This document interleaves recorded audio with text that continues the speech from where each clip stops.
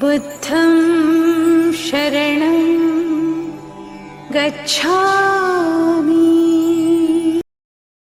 आप सबका जो आप सब यहाँ पे एक दिवसीय संगति में अपना समय निकाल के, कीमती समय निकाल के यहाँ पे एकत्रित हुए हैं और समाज के हित में आप सभी के लोगों में जो है पीड़ा है, इसीलिए सब आप सब जो लोग हैं यहाँ पे मतलब एक साथ इकट्ठे हुए हैं। मैं सबसे पहले वीरा पीपल समाज संघ के बारे में आपको थोड़ा कुछ बताना चाहती हूँ। 36,000 जातियां और इतने हजारों लाख संगठन, अभी जैसे भाई साहब ने बताया, इन लोगों ने हमें टुकड़ों टुकड़ों में छिन्न भिन्न कर दिया है। इतनी हजार जातियों में बांटा, पहले मनुवादियों ने बांटा हजारों जातियों में। सूरजभान चौहान जी की कविता की 4 लाइन की पंक्तियों से मैं शुरू करना चाहूंगी अपनी बात। वाल्मीकि समाज के हिंदी साहित्य के वो कवि रहे हैं। उन्होंने अपनी कविता में भी लिखा, कई जगह वो बहुत से लोगों ने सुनी भी होगी, कि तू चूड़ा और मैं चमार हूँ, तू चूड़ा और मैं चमार हूँ, वह खटीक और वह कोली, एक तो कभी हम बन ना सके, बन गई जगह जगह टोली। और अपनों को जिसने पीटा, अपनों को जिसने मारा, आज घर घर उसी की कैसेट बजती है।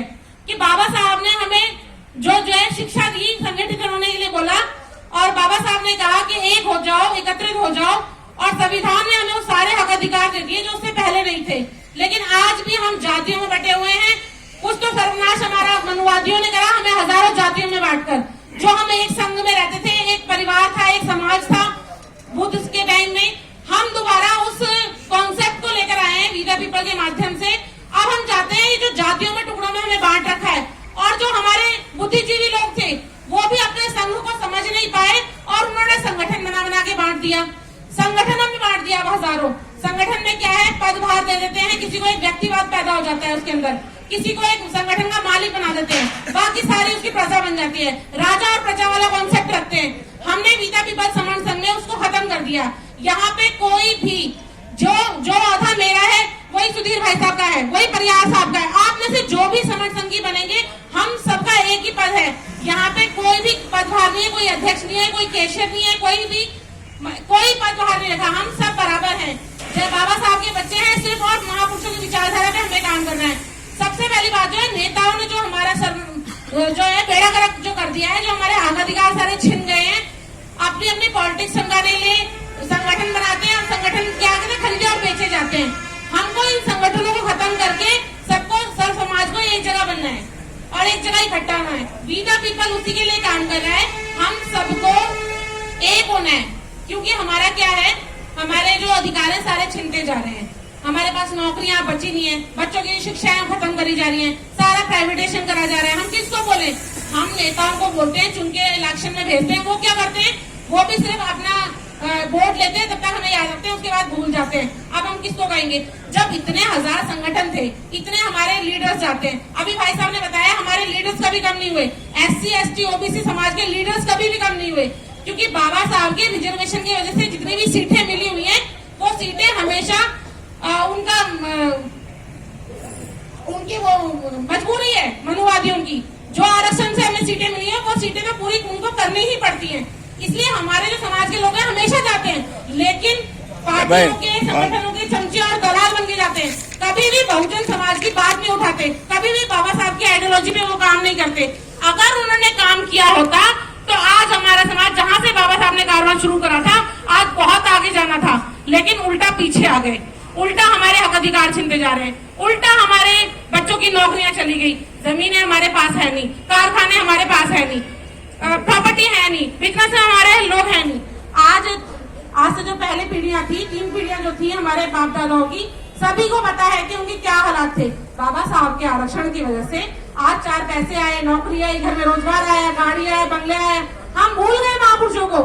आज हम क्या करते हैं, मुझे यहाँ बोलना नहीं चाहिए, लेकिन फिर भी अपने समाज में अगर मेरे से कोई गलती हो तो माफ कर दीजिएगा सब। हम राम कृष्ण सीता हनुमान इनमें लगे हुए हैं। बाबा साहब की बात हमने कभी नहीं मानी। बाबा साहब ने हमें धम्म दिया, धम्म की तरफ हम नहीं गए। तथागत गौतम बुद्ध ने हमें बोला, बुद्धं शरणं गच्छामि, संघ की शरण में आओ। हमने संघ को छोड़ दिया और मनुवादियों ने संघ अपना लिया। संघ हमारा ही था, हमें अपने संघ में आना है, दोबारा घर वापसी करनी है। ये जो संघ हमने बनाया है, ना हम चंदा लेंगे ना पैसा लेंगे। सब तीनों SC ST OBC समाज जितने भी लोग हैं, सब श्रमण संघ के जो हैं वो बच्चे हैं, सब जन्मजात संघी हैं। हम सबको, जो लोकल लोग हैं, जो जनता है, जिसको हर किसी ने लूटा है, जनता को सिर्फ इकट्ठा होना है। और हमारा कॉन्सेप्ट ये है, ना हम चंदा लेंगे, ना पैसा लेंगे, ना ही हमारा कोई लीडर होगा। हम सब बराबर के लीडर हैं। लीडर होने से क्या होता है, एक को लीडर बना दो। आज मुझे आपने अपना लीडर बना दिया, अध्यक्ष बना दिया, तो मेरे अंदर व्यक्तिवाद पैदा हो जाएगा। धीरे धीरे फूल माला और माइक का, चंदे का मुझे लालच हो जाएगा। फिर वो व्यक्तिवाद मुझे हावी हो जाएगा। धीरे धीरे क्या करते हैं, पार्टी के नेता बन जाते हैं, थोड़े दिन बाद पार्टी बना लेते हैं। ये पद भार हमने इसलिए खत्म कर दिया है। यहाँ पे हम सब एक ही हैं और एक समाज में एक मंच में रहेंगे।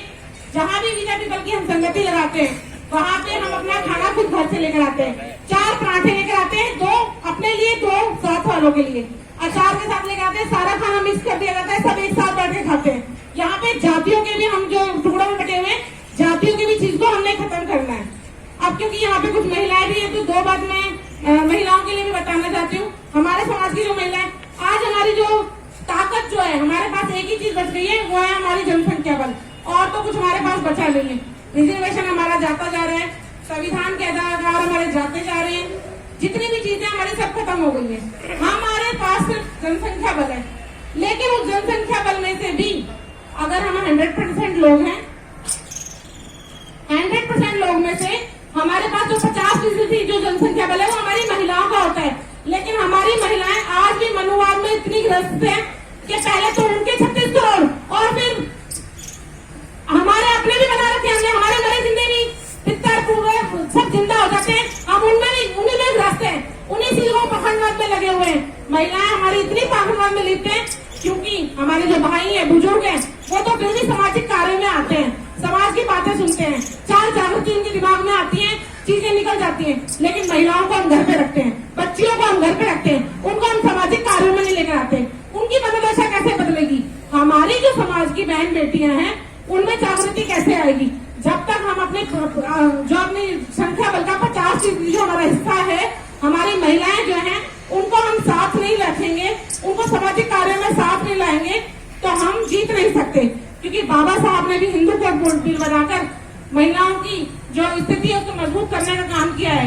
उन्होंने भी इस बात को कहीं ना कहीं समझा होगा कि जिस देश की महिलाओं की उन्नति नहीं होती, उस देश की भी उन्नति नहीं होती।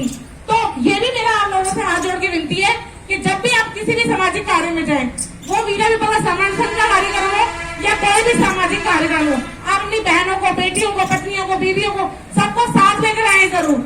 उससे क्या होगा, हमारी जन जागृति आएगी। क्योंकि महिला अगर मानसिक गुलाम होगी तो गुलाम बच्चों को जन्म देती है, बच्चे गुलाम होंगे तो समाज गुलाम होता है। हमें अपनी महिलाओं को भी जागृत करने की जरूरत है और पाखंडवाद, ढोल धमाका, इन सब चीजों से निकालने की जरूरत है। क्योंकि अंधविश्वास जो है डर से पैदा होता है, डर का हमारे पर षड्यंत्र बना रखा है। जब तक हम इन चीजों से डर से निकलेंगे नहीं, मनोवाद की बेड़ियों को तोड़ेंगे नहीं, तब तक हमारा भला होने वाला है नहीं। क्योंकि ये 36,000 जो थे देवी देवता, इन्होंने हमारा कोई भला नहीं करा।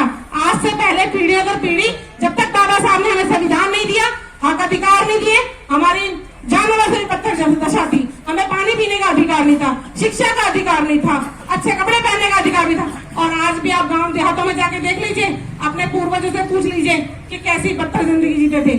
हमें जो मानसिक गुलामी से निकालने वाले हैं, हमें जो इंसानों जैसा जीवन देने वाले हैं, वो बाबा साहब भीमराव अम्बेडकर है। उनके सिवा और कोई नहीं है हमारा मुक्तिदाता। हमारा सिर्फ एक ही मुक्तिदाता है, बाबा साहब भीमराव अम्बेडकर और उनका दिया हुआ संविधान। तो अपनी बात को यही खत्म करते हुए आप सभी से चाहूंगी कि हम जुड़े, जोड़े, एक साथ आए, एक मंच में आए, एक साथ इकट्ठे हो, एक साथ मिले, बैठे। क्योंकि जुड़ने में कोई नुकसान नहीं है, जो जुड़ते हैं वो जीत जाते हैं। जुड़ेंगे, जोड़ेंगे और जीतेंगे। किसान आंदोलन से आप सबने सीख ली होगी, वो जुड़े और जीत गए, सरकार को भी झुका दिया। अगर एक मधुमक्खी का छत्ता होता है, प्रकृति भी कहती है जो जुड़ता है वो जीत जाता है। आप मधुमक्खी के छत्ते पे मारिए एक पत्थर, आपको कहीं से कहीं तक नहीं छोड़ेंगी। लेकिन बिखरा हुआ अगर कोई होगा तो कुत्ते भी शेर का शिकार कर लेते हैं अकेले का, क्योंकि वो अगर इन्वाइट में होते हैं। तो अगर हम सब संगठित हो गए, हम जनसंख्या बल हमने इकट्ठा कर लिया, तो हम अपनी बातों को मनवा लेंगे, हम बच जाएंगे, हमारे हक अधिकार बच जाएंगे, हमारे बच्चे बच जाएंगे, नेताओं से भी अपना काम करवा लेंगे। लेकिन अगर हम इकट्ठे नहीं रहेंगे, टुकड़ों में बटे रहेंगे, जातियों में बटे रहेंगे, संगठनों में बटे रहेंगे, तो हम कुछ नहीं कर सकते। तो वीरा पीपल समर्थन संघ से आप सब ज्यादा से ज्यादा जुड़े और जीते। जय भीम, नमो बुद्धाय।